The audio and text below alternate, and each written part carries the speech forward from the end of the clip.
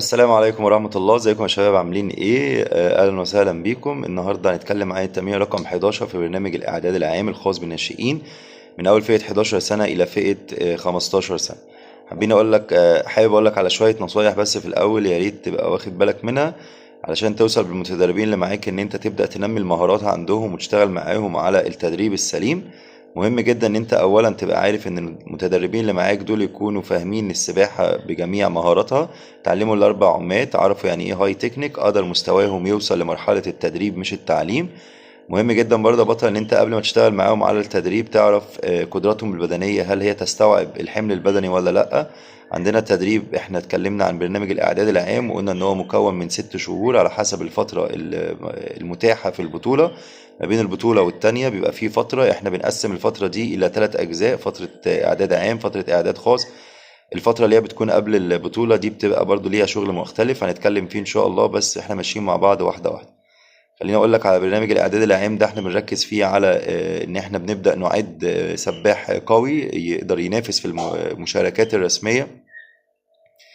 السباح البطل ده مهم جدا برضه حضرتك انك تبقى عارف ان احنا بنشتغل على التكنيك في اول حوالي 20 تمرينة بنركز فيهم جدا.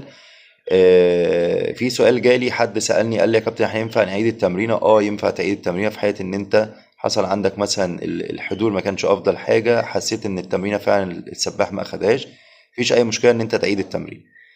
خلينا النهارده نتكلم عن التمرين رقم 11 واقول لك ان التمرينة بتكون مكونة من مجموعات اساسية، والمجموعات الاساسية بداخلها مجموعات فرعية.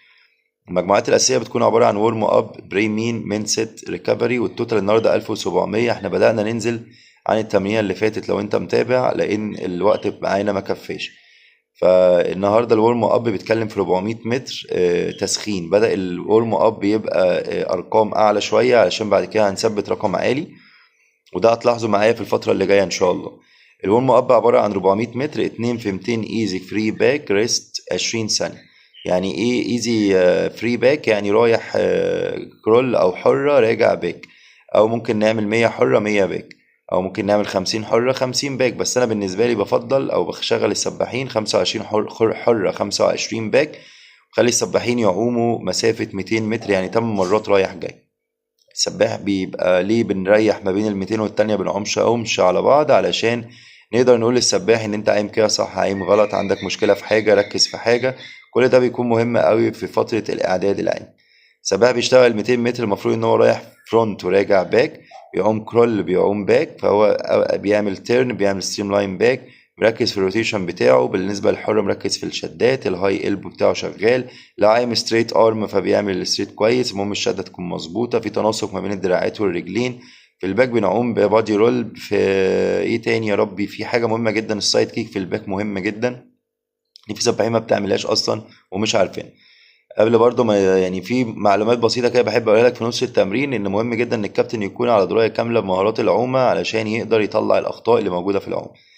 الورم اب عبارة عن 400 متر، قلنا اول 200 ادينا الكومنتات للسباحين، قلنا لهم على خطأ، قلنا لهم على تعديل مهارة، ثبتنا لهم معلومة، شجعناهم، كل ده بناء على الاداء اللي هم بيأدوه في المية. بعد كده بنخش على ال 200 التانية، برضو نفس الكلام، السباح بيقوم 8 مرات رايح جاي، عنده 8 ستريم لاين، عنده 7 ترنات.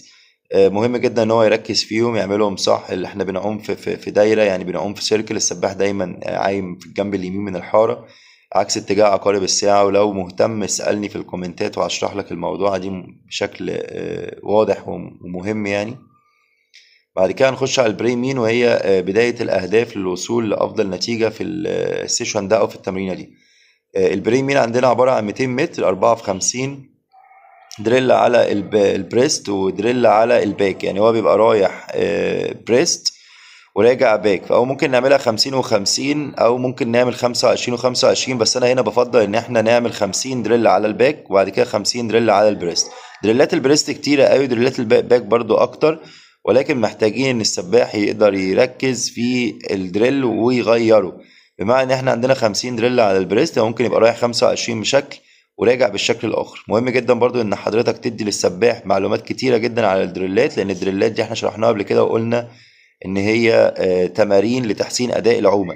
فمهم جدا ان السباح يبقى فاهم الكلام ده وعارف ان هو بيعمل الحركات دي علشان عنده مشكلة في العومة، علشان عنده مثلا الشدة بتاعته مش ما بتكملش للآخر، فبنعلمه الدريل بتاع السويتش ان هو يثبت. ضربات رجليه مش متناسقة مع الدراعات، فبرضه بتديله السويتش. ما عندوش سايد كيك، فبتعلمه الثبات على السايد. بالنسبة مثلا للبريست، الشدة بتاعته مش مظبوطة، الرجوع بتاعه مش مظبوط، ضربات الرجلين مش متناسقة مع الدراعات، فانت بتشوف اقرب دريل ممكن يصلح بيه اخطاء السباحين وبتشتغل عليه. الشدة بتاعته 80، يعني عايم ايزي، ماسك مية، حاسس بالحركات، في تناسق ما بين الحركات. مهم جدا برضو ان حضرتك تبقى بتحلل التمرينة وفاهم يعني ايه الشدة ويعني ايه الراحة. الراحة بتاعتنا هنا بتكون 25 ثانية، يعني يكاد يكون السباح ما بيريحش لان الشدة قليل. 4 في 50 بتبدأ تدي للسباح معلومات. مهم جدا برضو الكابتن يكون بيعرف يعوم بريست كويس، قاري عنها صح، بيعرف يشرحها كويس علشان يقدر يطلع أفضل نتيجة مع السباحين. بعد كده بنخش على المين سيت، عبارة عن 1000 متر اللي هو كيلو. الكيلو ده بيكون 40 مرة رايح جاي، بس طبعا بأشكال مختلفة في العوم.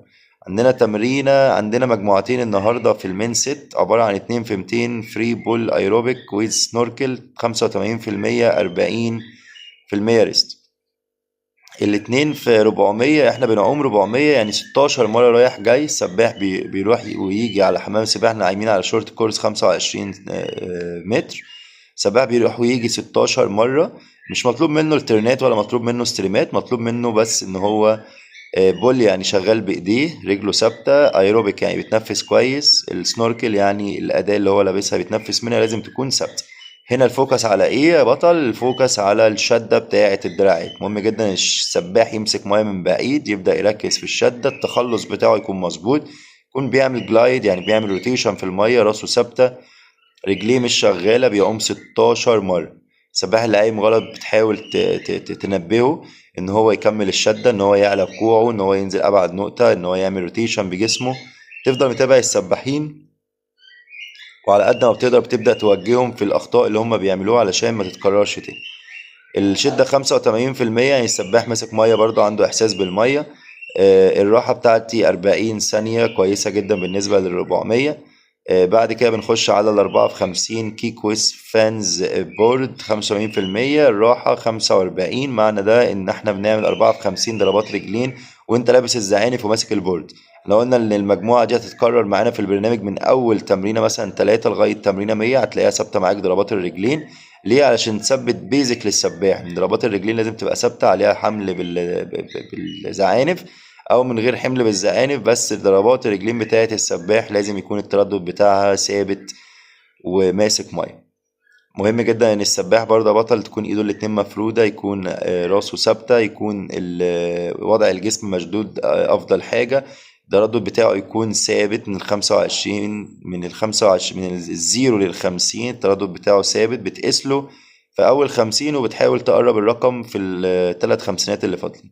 كده احنا وصلنا للريكفري. الريكفري عبارة عن 100 متر فري ايزي تشويز. يعني ايزي تشويز هي ممكن يكون في خطأ في فري تشويز، لان هي فري ايزي او ايزي تشويز، فهنا عندنا خطأ مش مشكلة، وارد.